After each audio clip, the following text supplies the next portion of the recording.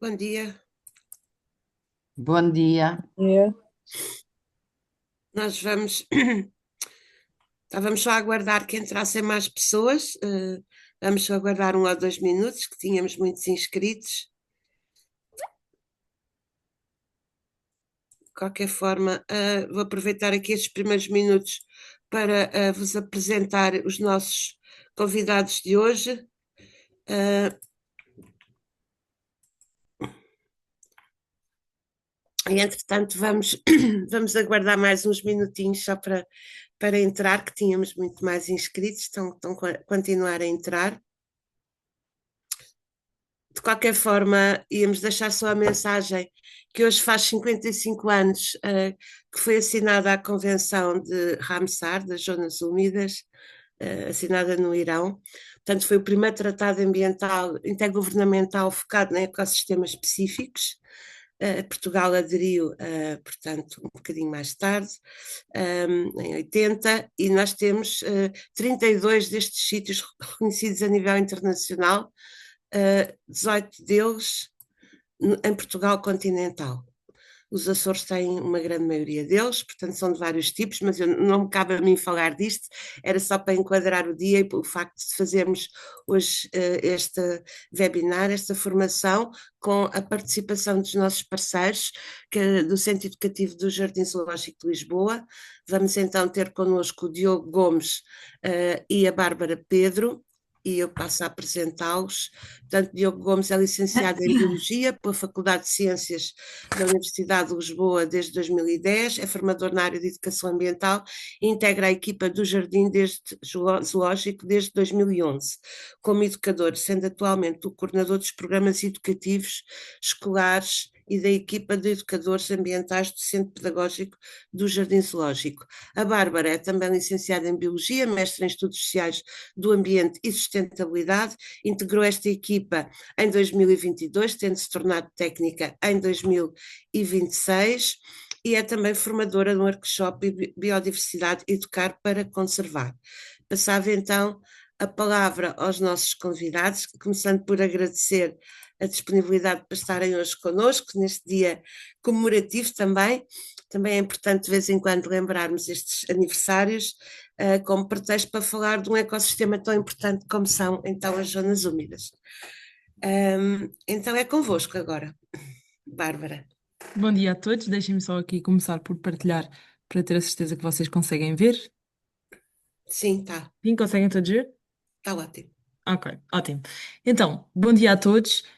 Primeiro, obviamente, agradecer aqui o convite por parte da ABAI para termos aqui esta sessão. Como a Margarida disse, é muito importante falar aqui das wetlands, ou das zonas úmidas. um, e por isso agradeço não só o convite, mas também a presença de todos. Diz também que ao longo desta sessão, se quiserem colocar alguma dúvida, podem colocar no chat, e depois peço então ajuda da Margarida e da Joana para me dizerem para que eu possa responder a qualquer pergunta. De qualquer forma, no final da sessão, podemos guardar uns minutos para que, se alguma resposta não ficar, se alguma pergunta não ficar respondida, eu possa então responder a essa pergunta. E então, como disse, o tema que vamos aqui abordar são então as zonas úmidas, as wetlands, que são um tesouro a conservar. E vocês podem se questionar porque é que falamos de zonas úmidas, não é? Há tantos ecossistemas no mundo, há tanta diferença de habitats, porquê falar de zonas úmidas? E então eu trago aqui alguns exemplos, como é o caso de que são o ecossistema com mais biodiversidade do planeta. Portanto, agregam uma percentagem de biodiversidade de espécies muito maior a qualquer outro ecossistema. Para além disso, são uma fonte muito importante de água doce. Nós sabemos que a água doce é um recurso que não é renovável no nosso planeta, e, portanto, é muito importante para as nossas vidas enquanto sociedade e humanidade. Para além disso, retém o carbono na atmosfera, as zonas úmidas, e podem observar durante as imagens que têm na apresentação, são zonas que têm sempre muita vegetação, o que significa que estas plantas acabam por retirar uma boa parte do carbono da atmosfera, o que, como nós sabemos, é importante para combater aqui o aquecimento do nosso planeta. Para além disso, são também, infelizmente, apesar de todas estas coisas que eu disse, são os ecossistemas mais ameaçados do mundo. Têm sido muito destruídos ao longo das últimas décadas, e daí também uma das razões para nós estarmos a falar sobre eles hoje. Então, nesta sessão, o que é que nós vamos falar? Vamos falar, obviamente, o que é uma zona úmida, qual é que é a sua definição. Vamos também falar de que zonas úmidas é que existem em Portugal. Vamos também, obviamente, tanto eu e o Diogo pertencemos aqui à parte da educação do Jardim Zoológico, vamos falar um bocadinho da educação para a conservação e também do nosso concurso daqui sobre as nossas zonas úmidas. Para além disso, também ainda temos algumas surpresas aqui durante a sessão que vocês vão ter de ficar connosco para ver. Então, começando com o primeiro tópico, o que são então as nossas zonas úmidas? As zonas úmidas são ecossistemas que são semi-aquáticos, como podem aqui observar por esta imagem, cuja cobertura vegetal é inundada ou saturada de água. Elas podem assumir diferentes formas, ou seja, podem ser temporárias ou permanentes. Portanto, há zonas úmidas que estão inundadas por esta água durante todo o ano, mas algumas, dependendo da zona do planeta, podem estar, por exemplo, inundadas em algumas estações e mais secas noutras. Para além disso, podem ser em zonas mais interiores ou até em zonas costeiras. Há vários tipos de zonas úmidas, portanto, começando aqui pelos nossos lagos e rios, que têm funções muito importantes no nosso ciclo da água também, e são considerados uma zona úmida muito importante. Também temos os pântanos e os charcos. Os pântanos também são áreas que têm uma vegetação arbórea, portanto, têm muitos arbustos e que também permanecem, então, parte do tempo encharcados com esta água. Depois temos os nossos estuários. Os nossos estuários são as zonas onde os rios conectam com o mar e têm também uma importância muito grande. E mais uma vez pode depender esta questão da inundação consoante a altura do ano, mas não deixa de corresponder aqui a esta definição e tem também uma biodiversidade muito grande e que infelizmente tem sido destruída ao longo do tempo. Também temos os nossos mangais. Os nossos mangais são situados principalmente em zonas tropicais ou subtropicais e são muito reconhecidos aqui por esta vegetação que vocês conseguem ver na imagem, que são plantas que têm, portanto, raízes que são mais aéreas e que acabam por, em certas alturas do ano, estarem completamente submersas.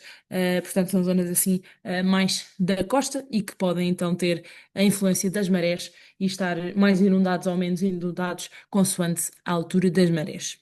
Por último, também temos os recifes de coral, que poderiam não estar à espera de ver aqui este o recife de coral associado a uma zona úmida, mas efetivamente também se inclui aqui na nossa definição. Os recifes de coral são zonas rochosas, não de muita profundidade, que existem nos nossos oceanos e que têm uma importância muito grande e que também têm perdido uma biodiversidade a uma taxa muito grande. Já agora uma curiosidade que os nossos corais também são animais, está bem? E isso é interessante para vos explicar. Aqui as nossas zonas úmidas podem ser naturais ou também artificiais. Portanto, nós, enquanto humanidade, também podemos criar zonas úmidas que têm funções que são úteis para nós humanos, e aí nós também as consideramos como zonas úmidas artificiais e não naturais. Aquelas que eu vos disse, portanto, estes exemplos aqui são zonas úmidas que são naturais. Elas podem ser de água doce, salobra ou até salgada, e como vos disse, podem existir durante todo o ano ou apenas em certas épocas. Então, e será que nós no Jardim Zoológico temos alguns animais que vivem em zonas úmidas? Diogo, se me estiveres aqui a ouvir, será que podes aqui responder esta pergunta? Olá a todos. Acho que me estão a ouvir e espero que me estejam a ver também. E de facto, enquanto a Bárbara está numa das salas do Centro Pedagógico, eu estou aqui no exterior, no Jardim Zoológico, ao pé das espécies que nós temos a viver. E sim, ou seja, esta pergunta, obviamente, que se enquadra bem aqui nesta sessão. E o animal que eu selecionei para vos mostrar neste momento, vou só mudar aqui a minha câmera para vocês verem exatamente o mesmo que eu estou a ver, é então aqui o pelicano real. Como vocês podem ver, nós temos aqui quatro indivíduos no Jardim Zoológico. E porque é que eu comecei por falar neste animal, visto que a Bárbara estava a falar dos vários ecossistemas que constituem estas zonas úmidas. É por isso mesmo, esta ave é uma ave que pode habitar em diversos ecossistemas, todos eles integrados nestas zonas úmidas. Ou seja, nós podemos encontrar estes pelicanos em lagos, podemos encontrá-los em rios, em estuários, ou seja, em vários habitats diferentes. Para além disso, em termos da sua distribuição geográfica, também podemos vê-los por várias zonas do planeta. É o que nós podemos chamar de uma espécie cosmopolita, porque, lá está, tem uma distribuição muito vasta, muito ampla e podemos encontrá-los em várias zonas do nosso planeta. Falando um pouco então desta espécie, também depois relacionando com as zonas úmidas. São então aves que dependem muito da água, são aves que fazem migrações e também aproveitam estas zonas úmidas para locais de nidificação, ou seja, para a sua reprodução, visto que estão perto da água, e aproveitam estas zonas assim mais secas, embora também possam estar alagadas, tal e qual como vocês veem aqui no jardim zoológico, para pôr o seu, para construir o ninho e para pôr os ovos para a sua reprodução. Tanto o macho como a fêmea, nós aqui no jardim zoológico, nós temos estes dois, este e este que está aqui mais perto de nós, são dois machos, os dois que estão lá mais atrás são duas fêmeas, e ambos os membros do casal, não é, que estão responsáveis por aquele ninho, têm esse cuidado. O cuidado com o construir o ninho, com o cuidado com o ovo, com o chocar o ovo, e após a eclosão do ovo, o cuidado com a cria, ou seja, partilham estes cuidados parentais com a nova cria que se vai desenvolver. Tal como eu disse ao início, e para os mais novos que estão-nos a assistir, são animais que pertencem à classe das aves, com estas penas a revestir o corpo. E é até esse comportamento que nós estamos a ver agora, os que estão lá mais atrás a fazer, estão a tratar das suas penas. Este tratar das penas é importante para que as mantenham sempre saudáveis e para quando precisam então destas penas para o voo e para fazer as migrações que precisam, elas estarem aqui prontas e em condições para tal. Enquanto estão nestes rios, nestes lagos, nestes estuários, um comportamento também muito comum de os ver, e também é possível ver isso aqui no Jardim Zoológico, é o momento da obtenção do alimento. Os pelicanos são animais que têm um bico muito comprido, como aliás vocês sabem e até podem constatar através aqui das imagens, e usam não só o bico muito grande, mas uma zona de pele que tem por baixo deste bico como uma estratégia para pescar, ou seja, para apanhar o seu alimento. É uma espécie de uma pele que fica muito esticada e eles vão empurrando o peixe para a zona menos profunda desse lago, desse rio onde se encontram, e é assim que depois capturam o peixe neste bico e que vão depois comer para a sua alimentação. Ou seja, o regime alimentar dos pelicanos é mesmo então de piscívoro, ou seja, é um animal que é carnívoro, mas apenas se alimenta de peixe. Está muito adaptado à sua locomoção dentro da água.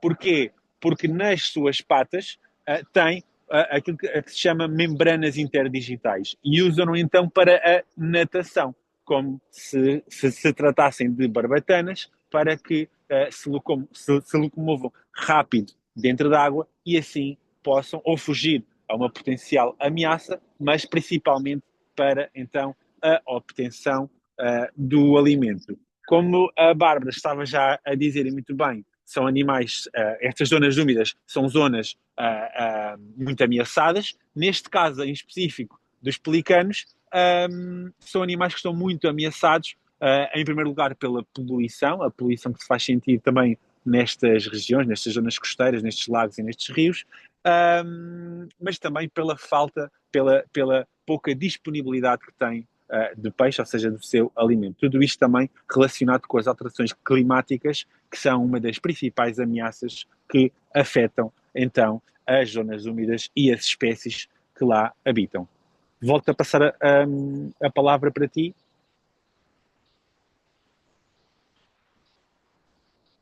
Obrigada, Diogo. Já conseguem ver outra vez a minha.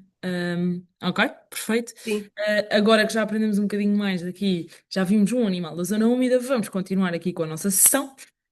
E queria-vos também explicar onde é que nós podemos então encontrar estas zonas úmidas, portanto, em que partes do mundo. E a resposta é que nós, na verdade, podemos encontrar estas zonas úmidas por todo o mundo, em todos os continentes, excetuando a Antártida, ok? Geralmente elas localizam-se perto dos rios, dos lagos e zonas costeiras. Alguns pântanos também podem estar situados junto a florestas tropicais, enquanto outros podem estar em regiões até mais frias ou mesmo montanhosas, ok? No fundo, aqui por todo o mundo podemos encontrar de formas muito diferentes, já que, como vimos aqui, a definição é bastante simples desta questão do alagamento da água. Então, e porquê é que são tão importantes para nós estas zonas úmidas?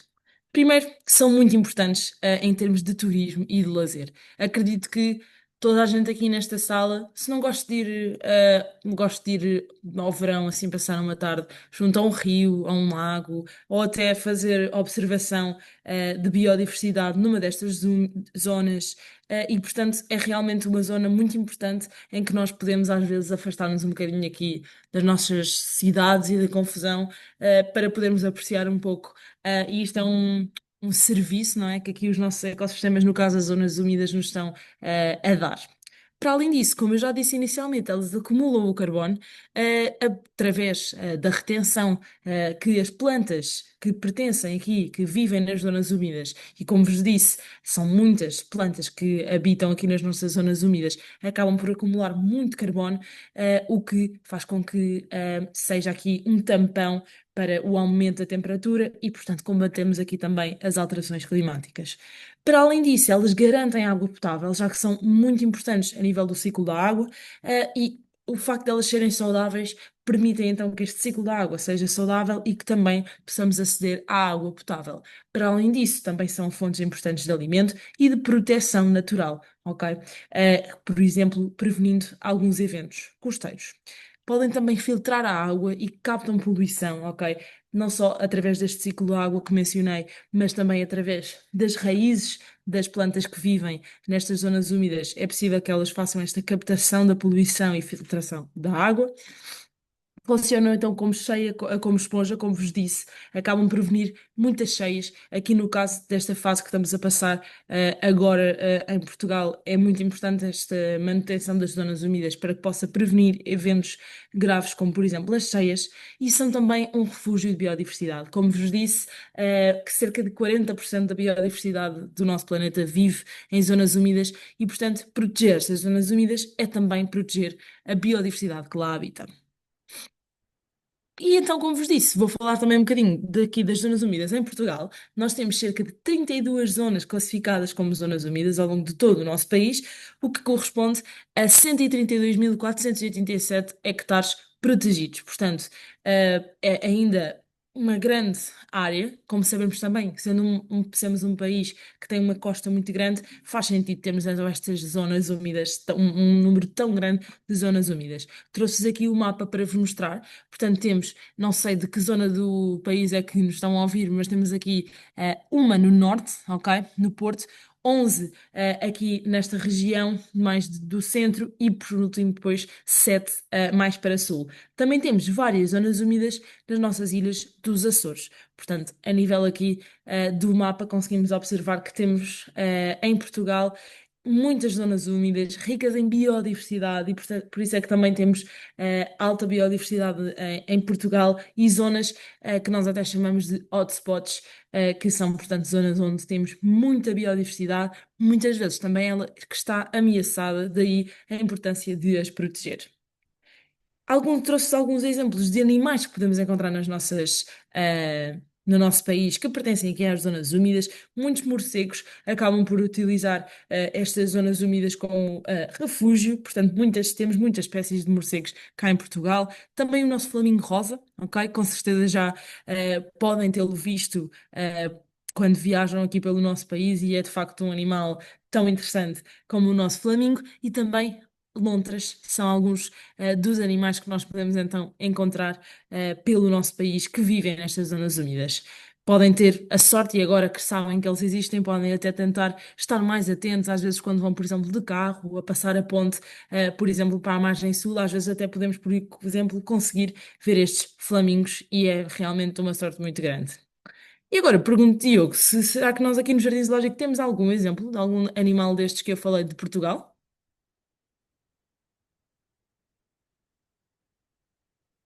Diogo, estás O que com o achas microfone assim? desligado. Obrigado. Isso.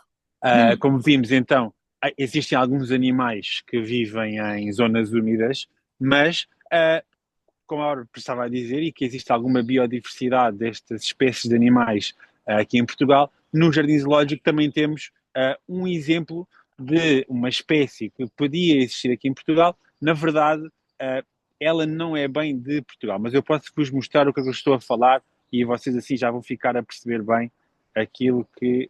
Eu não sei se vocês estão a ver ou não, aquilo que eu estou a mostrar. Ainda estão a ver a minha cara.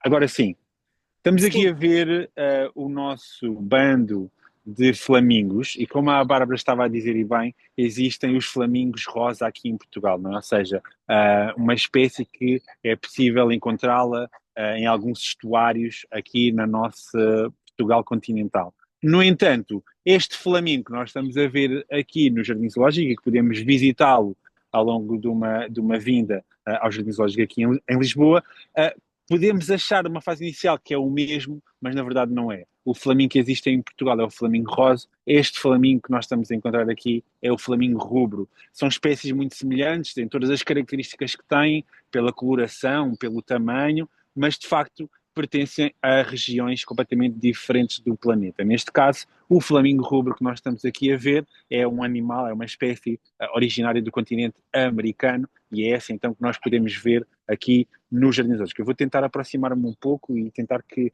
eles não se vão embora. Os flamingos, mais uma vez, então, nós estamos a falar de uma ave, tal e qual como o pelicano, e tem as mesmas características que tornam este animal pertencente, então, a esta classe. Um, Tem esta coloração que eu acredito que todos vocês sabem porquê. Quando nasce um flamingo, ele nasce completamente branco, com uma coloração branca, e depois, à medida que ele vai crescendo, ele vai mudando o tom das suas penas, passando para uma coloração mais acinzentada e depois fica com este tom assim carmim.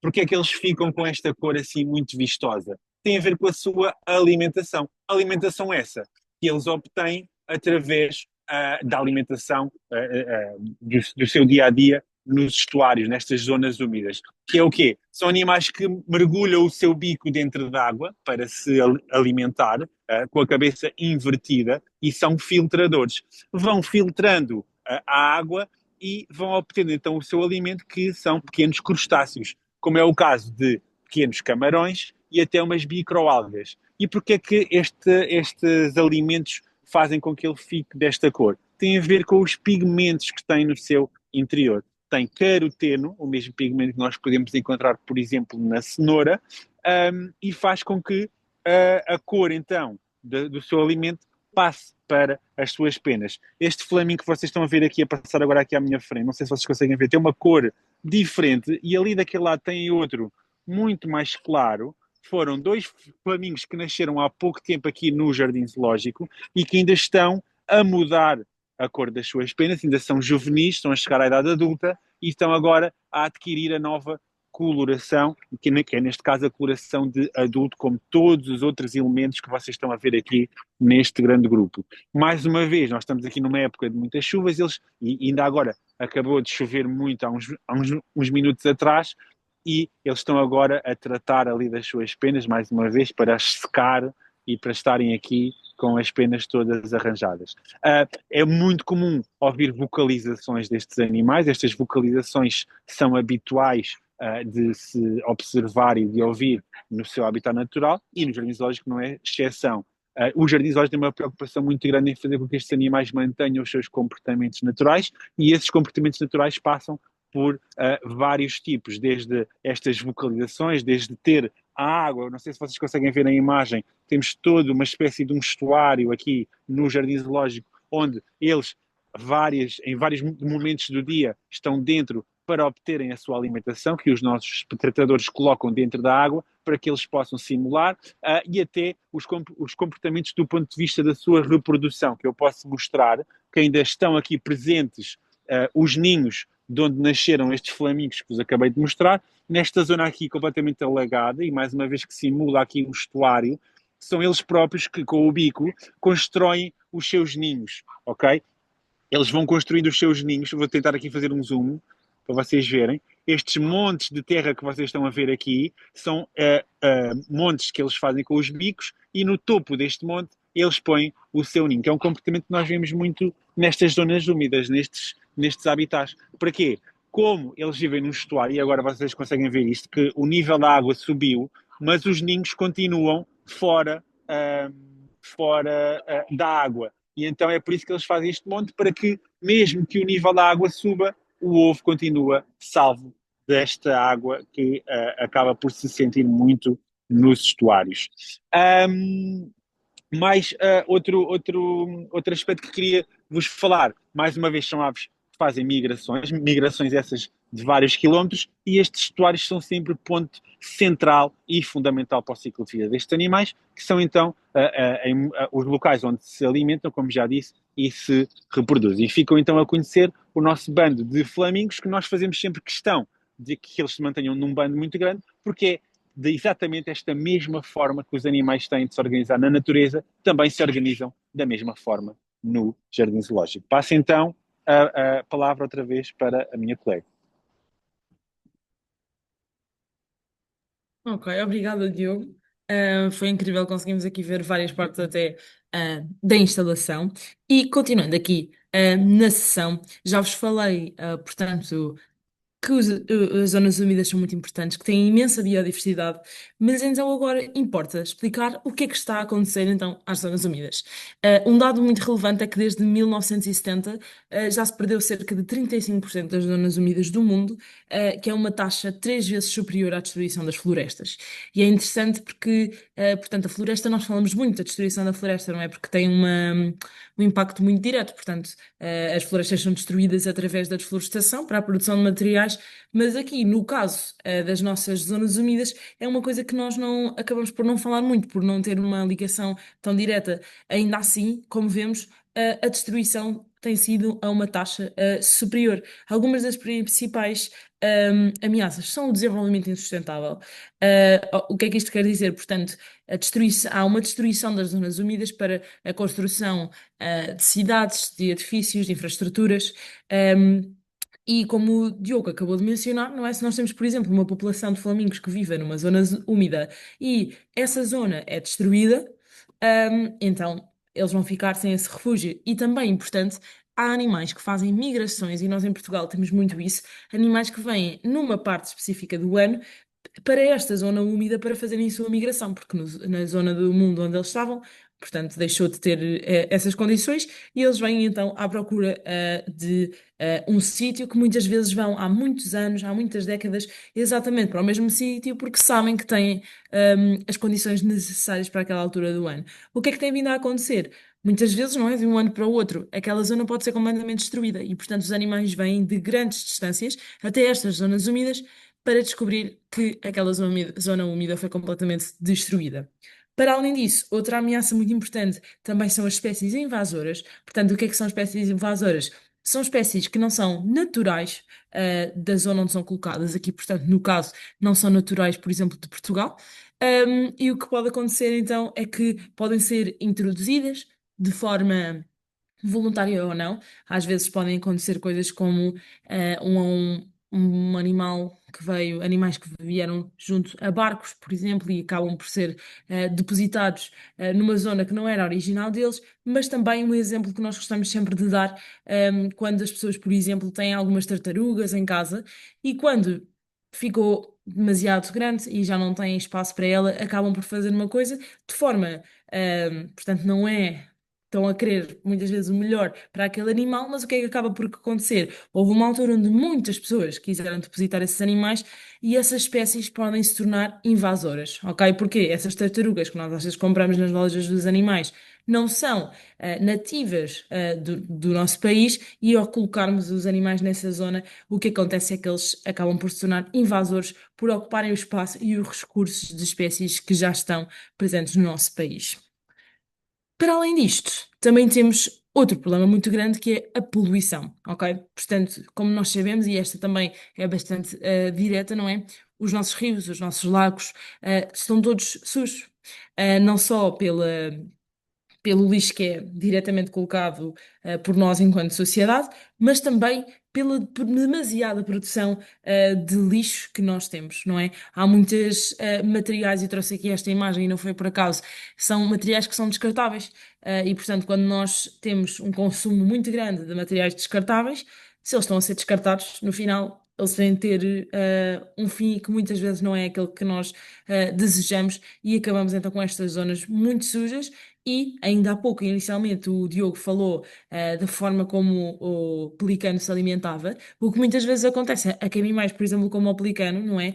Acabam por poder ingerir alimentos que não são do seu alimento, não é? São, no caso, podem consumir pedaços de plástico ou até um problema que se menciona cada vez mais, que são os microplásticos. Portanto, vai-se desgastando cada vez mais este plástico e eles acabam mesmo sem conseguir ver por se alimentar. E também, como já mencionei, as alterações climáticas. Portanto, o aumento da temperatura no nosso planeta tem um impacto muito grande, nestas zonas úmidas e na biodiversidade, onde estas espécies da biodiversidade, desculpem, das zonas úmidas. Vou-vos dar o exemplo específico, por exemplo, dos anfíbios, aqueles animais que têm pele nua, como por exemplo as rãs, as salamandras, que precisam muito destas zonas úmidas para viver, mas são animais, como vos disse, por terem pele nua, são muito sensíveis. O que significa que pequenas alterações na temperatura do ambiente ou até da água fazem com que este animal possa perturbar todo o seu ciclo de vida e que pode dizimar uma população inteira que vive naquela zona úmida. E, portanto, as alterações climáticas também são um problema muito grande aqui para a biodiversidade das nossas zonas úmidas. E, como vos disse, apresentando-vos todas essas ameaças, eles são efetivamente um dos ecossistemas mais ameaçados do mundo.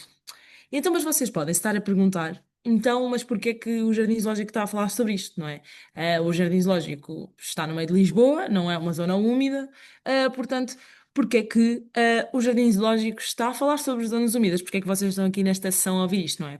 E então, eu vou-vos dizer que nós trabalhamos, então, como vos disse inicialmente, para a educação, para a conservação, e não estamos sozinhos, ok?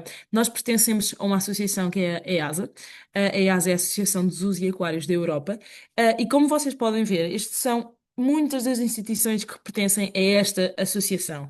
Portanto, são mais de 400 membros em mais de 47 países e nós trabalhamos todos em conjunto, ok? E então, o que nós estamos a trabalhar, não estamos a trabalhar só aqui em Lisboa. No caso aqui das nossas zonas úmidas, não é só o Jardim Zoológico de Lisboa que está a trabalhar sobre este tema. Todas estas instituições que vocês estão aqui a ver estão a trabalhar sobre isto, através de uma nova campanha, ok? Que é então a Campanha Internacional sobre as Zonas Úmidas, criada então pela EASA, que tem o nome das Wetlands for Life, que entrou então em vigor este ano e vai então até o próximo ano, tem uma duração de 2 anos e tem três objetivos principais. Obviamente, a primeira é a angariação de fundos e o apoio a projetos destas zonas úmidas. Também, obviamente, e isto bate 100% com aquilo que estamos aqui a fazer nesta sessão, aumentar a sensibilização do público para a importância destas zonas e também incentivar a melhoria do uso e da gestão da água por parte da população em geral. E, portanto, como vos disse, temos muitas instituições, não só na Europa, mas também no mundo, a pensar neste tema e com o objetivo grande de mobilizar muita gente para este tema, para que possamos então fazer mudanças. Claro que não é só no dia de hoje, mas ao longo dos 2 anos e até para lá disso, possamos então fazer com que mobilizar as pessoas para pensarem sobre estes temas e mudarem comportamentos em relação a estes temas. E vocês podem se estarem a perguntar, então, ok, Bárbara, já sei que as zonas úmidas são importantes, mas então qual é que é o meu papel? Qual é que é o nosso papel enquanto sociedade, enquanto comunidade geral, em relação a estas zonas úmidas? E eu vou-vos apresentar aqui alguns dados que vos podem interessar. Portanto, uma das coisas mais importantes é, como disse anteriormente, é usarmos a água com moderação. E vocês estão fartos de ouvir desde muito pequenos que lavamos os dentes com a torneira fechada, tomar banhos curtos. Todos nós já sabemos isso, que diretamente o nosso uso de água deve ser menor, não é? Eu não vou tomar um banho de meia hora, ou não devia tomar um banho de meia hora, ou deixar sempre a água ligada, até aquela ideia muito boa de guardar a água enquanto está a aquecer para o banho, a água fria enquanto está a ficar quente, não é? Todos nós já sabemos isso e não quero tirar a importância porque realmente é muito importante e gasta-se muita, muita água. Mas aquilo que eu gostava de vos dizer é que realmente há muita coisa que nós usamos e fazemos que usa água e que nós às vezes não estamos a pensar sobre isso. Vou-vos dar aqui o exemplo de um par de calças, ok? Vocês podem pensar, bem, o que é que um par de calças tem a ver com água? Mas um par de calças pode gastar até 7.500 litros de água, não só na sua produção, mas também em todo o seu ciclo de vida, ok? Portanto, através das lavagens, etc. E, portanto, vocês conseguem ver que efetivamente é muita, muita água, ok? Vou-vos dar outro exemplo. Um rolo de papel higiênico, ok? Daquele que nós usamos na casa de banho, às vezes até para secar as mãos, é utilizado 140 litros de papel, ok? Portanto, mais uma vez, conseguem ver que é muita, muita água. Ou, por exemplo, um telemóvel, que todos temos, não é? Podem ser gastos até 12.000 litros de água para o ciclo de vida de um telemóvel.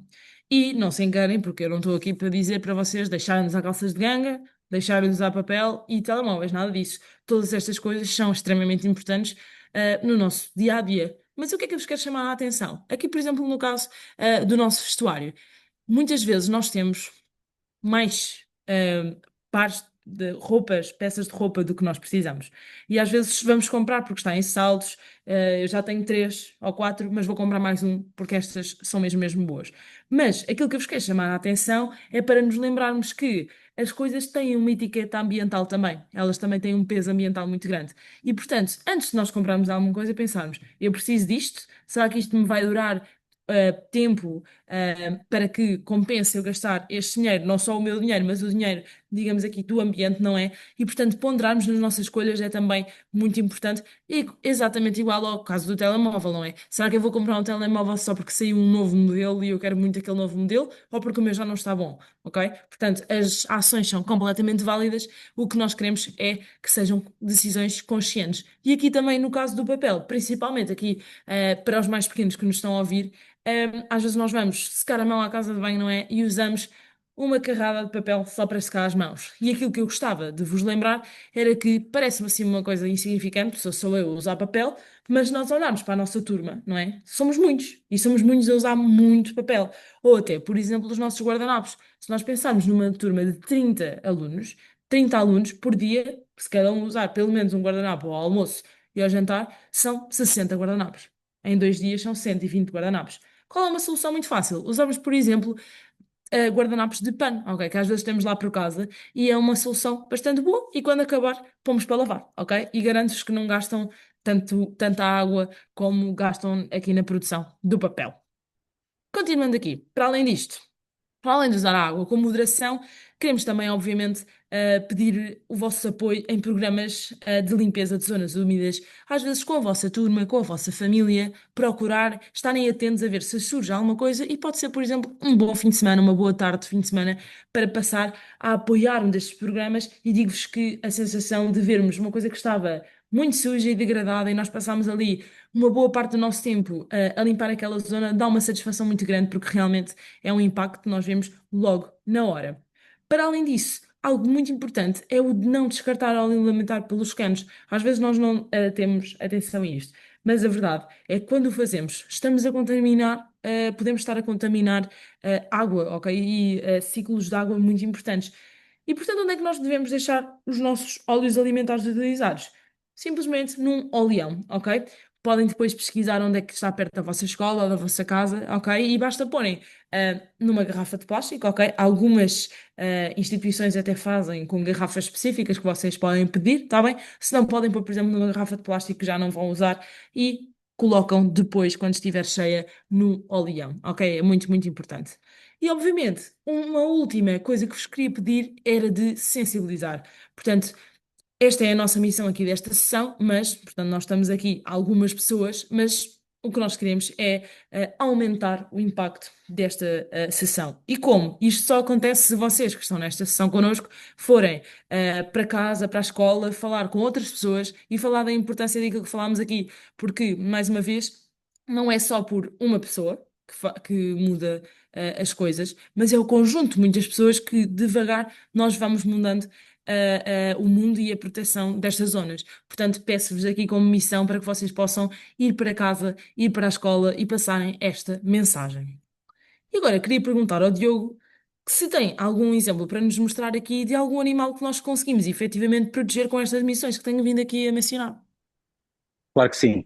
E não podia falar então, e não podíamos estar a falar de zonas úmidas sem entrar aqui no reptilário do Jardim Zoológico e mostrar-vos alguns dos animais que estão mais ameaçados, não é? Em relação a todas as problemáticas associadas a estes ecossistemas. O primeiro que vos vou mostrar já de seguida é então, ele está aqui mesmo aqui ao pé de mim, ok? Não sei se vocês conseguem ver aqui no centro da imagem. Nós temos o alligator americano, também conhecido como alligator do Mississippi, ok? Está ali debaixo daquela luz vermelha, conseguimos ver aqui parte do seu corpo. Este alligator habita em cursos de água, ou seja, está completamente enquadrado nestas zonas úmidas, mais especificamente em lagoas e, acima de tudo, em pântanos, ou seja, é uma das zonas que está quase todo o ano alagada, são aqui zonas preferenciais para o alligator americano. É um animal que tem uma vida social solitária, ou seja, passa grande parte do seu ciclo de vida sozinho e depois apenas se junta a outros elementos na época do acasalamento.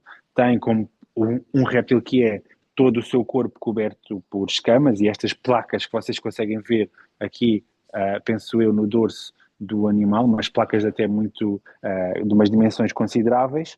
Tem uma boca também muito grande, constituída por toda uma dentição que, não sei se vocês sabem, os alligators e os crocodilos, de uma forma geral, nunca ficam sem dentes. Os seus dentes funcionam quase, são dentes cônicos e sempre que um dente cai, eles já têm outro por baixo porque são essenciais para a sua dieta carnívora que têm. São animais que durante o dia, como vocês podem ver, tomam banhos de sol para aumentar a sua temperatura corporal e depois é à noite que vão para o interior da água e eles podem ter essa opção também aqui no reptilário, podem então vir mergulhar para esta zona que têm para então depois passarem parte do seu dia dentro de água. Como nós estamos no inverno, em uma época com muito frio, eles nesta altura estão dentro do reptilário e estão com estas luzes de aquecimento, estas luzes vermelhas ligadas que vocês conseguem ver aqui na imagem, para aquecerem então o seu corpo, para aumentar a sua temperatura corporal,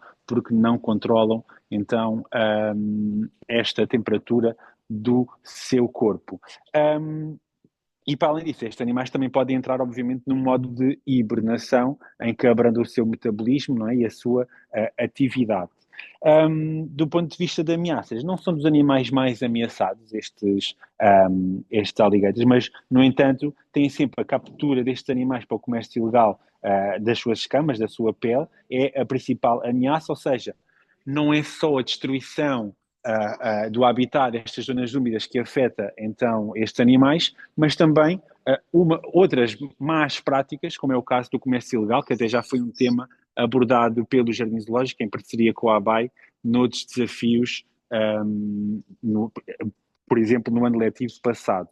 Queria ainda aproveitar para vos mostrar outro animal, e já que estou aqui no reptilário, tenho essa opção de ter muitos animais aqui à minha volta, e também eles, animais muito ameaçados aqui nas zonas úmidas, que são os anfíbios, ou seja, também são as espécies que nós conhecemos, ou o grupo de animais mais dependentes destas zonas úmidas, porque a própria palavra diz tudo, não é? Anfíbio é um animal que tem uma vida dupla e que passa então muito tempo dentro d'água. Eu vou tentar mostrar-vos aqui um anfíbio do Jardim Zoológico. Não vai ser fácil de o ver, mas eu vou esforçar-me para que vocês os consigam observar. no centro da imagem, vocês conseguem ver assim um animal mais escuro, ok? Ali dentro da água. Vocês estão a olhar para dentro, aqui de um dos aquários do Jardim Zoológico. Nós temos um axolote. Certeza que os alunos que falam muito destes animais, eles estão ali na zona, agora está ali com o reflexo, mas está um aqui nesta zona e outro ali ao lado dele. O axolote é então um anfíbio, mas é um anfíbio muito especial. É um anfíbio que não termina o seu ciclo de vida, ou seja, vocês sabem que são animais que sofrem uma transformação, uma metamorfose, e neste caso os axolotes ficam num estado de neotenia, ou seja, num estado larvar e não completam o seu ciclo de vida, e é por isso que depois passam todo o tempo dentro da água, ou seja, não vêm para o exterior. Tem, e é uma das coisas que os torna muito conhecidos, é o facto de terem quase como se fosse um superpoder, que é, se numa luta entre eles ou se ficarem aqui feridos e, por exemplo, um dos seus membros se soltar, se partir, eles têm uma capacidade de regenerar esse membro na sua totalidade. Tem um conjunto de células totipotentes e que tem essa capacidade de regenerar qualquer parte do seu corpo. E por isso também são muito usados para a ciência, para até descobrir algumas curas, não só para o cancro, mas para outras questões relacionadas com a saúde humana. São animais que estão muito, muito ameaçados. Todos os animais do Jardim Zoológico têm uma placa como esta que vocês estão a ver, e se vocês, ao longo do trabalho que vão desenvolver com as turmas, quiserem aqui consultar estas informações, elas estão disponíveis no nosso site, e uma das informações que nós podemos ver nesta placa é o estatuto de ameaça de um animal, ok? Que é uma escala que vai desde pouco preocupante até criticamente em perigo. E vocês conseguem ver muito bem que o axolote está criticamente em perigo, ou seja, é o estatuto de ameaça imediatamente antes de estar extinto na natureza. Isto porquê? Porque os axolotes são endémicos, ou seja, só existem numa região no mundo em estado selvagem, que é no México. Só existem num lago no México. E esse lago está a sofrer uma pressão muito grande por parte da população local, ou seja, a cidade está a crescer à volta desse lago, que é o Lago Xochimilco, se não estou em erro, e então a população está a crescer, a cidade envolveu todo esse lago onde os axolotes existem, e como devem imaginar, a pressão exercida por esta população, a poluição que se gera é muito grande, e estes animais, como a Bárbara estava a dizer, que têm uma respiração até cutânea, sentem muito estas ameaças e então são muito suscetíveis a doenças e a outras questões associadas à poluição destas zonas úmidas, neste caso, nestes lagos, ou neste lago onde nós podemos encontrar os axolotes. E é sempre um must quando os alunos vêm até ao Jardim Zoológico e querem ficar a conhecer então os axolotes.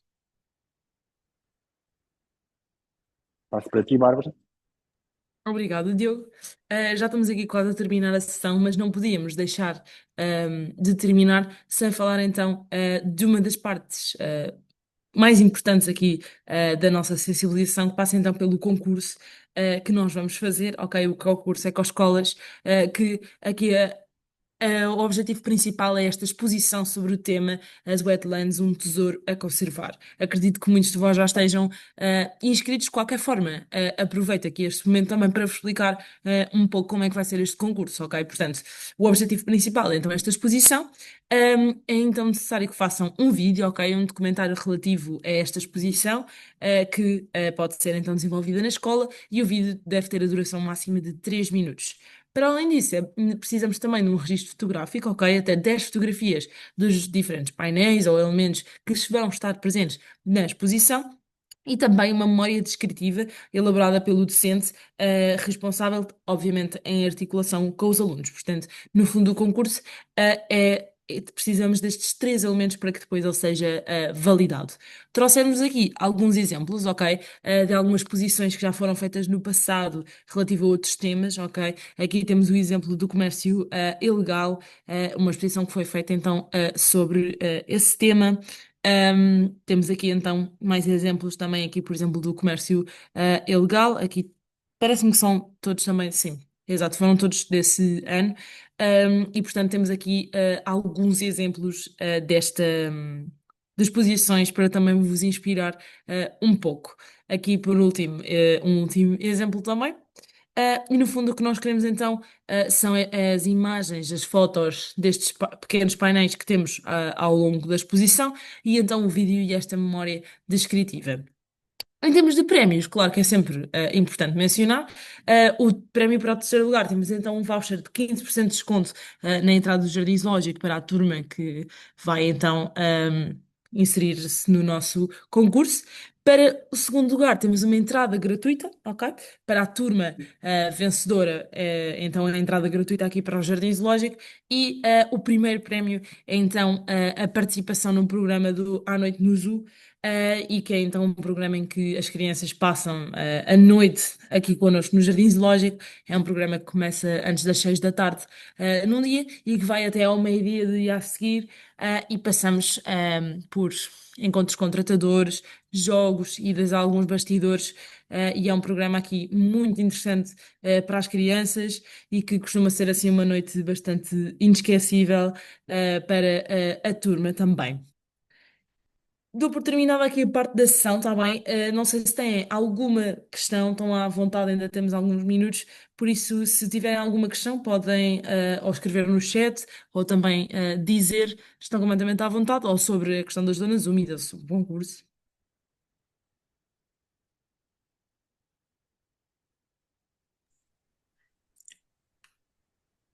Ora, eu gostava de perguntar uma coisa, Lucília Carneiro, estão a Diga-me. ouvir? Sim, sim, sim. Gostava de saber se esta gravação poderá estar disponível para os professores. Sim, nós vamos disponibilizar a gravação depois de confirmarem a presença no link que vamos passar aqui no chat, e todos vão receber o material disponibilizado por nossos convidados, está bem? O link já se Ok, encontra obrigada. disponível no chat se quiserem aceder. Diogo, se estiveres a falar, não conseguimos ouvir, tens o microfone.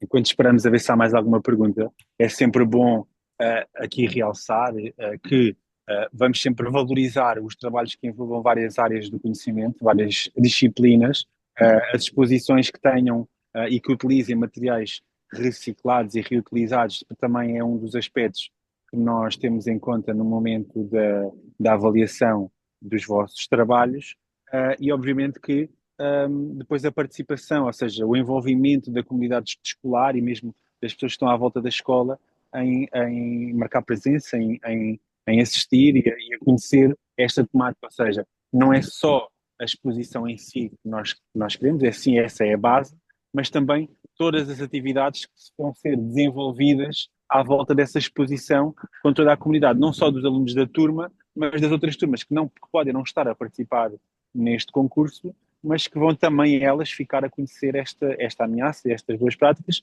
e quem sabe seja um convite para no próximo ano também participarem nestes desafios que são lançados pela Ecoescolas. Há aqui uma pergunta sobre a idade mínima para o concurso. Então, os concursos são organizados, este concurso é organizado por 13 escalões, desde o pré-escolar, o primeiro escalão inclui o pré-escolar e o primeiro ciclo, ou seja, estão englobados desta forma. Depois entra o segundo escalão com os alunos do segundo ciclo e do terceiro, e por fim nós temos o secundário e a universidade, que podem também eles participar neste concurso, ou seja, a partir dos alunos dos 3 anos do pré-escolar já podem então concorrer aqui a este concurso.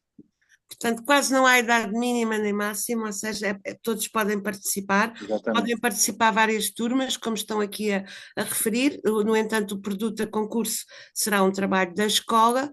Eventualmente, se quiserem, se tiverem várias idades, poderão concorrer por escalão, digamos assim.